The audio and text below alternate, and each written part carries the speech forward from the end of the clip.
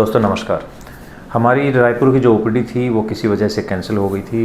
We are very sorry for that. काफ़ी लोगों को परेशानी हुई, उससे माफ़ी चाहते हैं।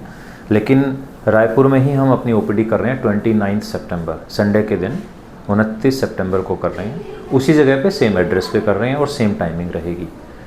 तो फिर भी हम फिर से आपको एड्रेस और फ़ोन नंबर इस वीडियो के एंड में दे रहे हैं। जो लोग भी मिलना चाहते हैं तो प्लीज़ 29 सितंबर को रायपुर में मिलें, अपनी प्रॉब्लम शेयर करें, हम आपको उसका सलूशन बताएंगे।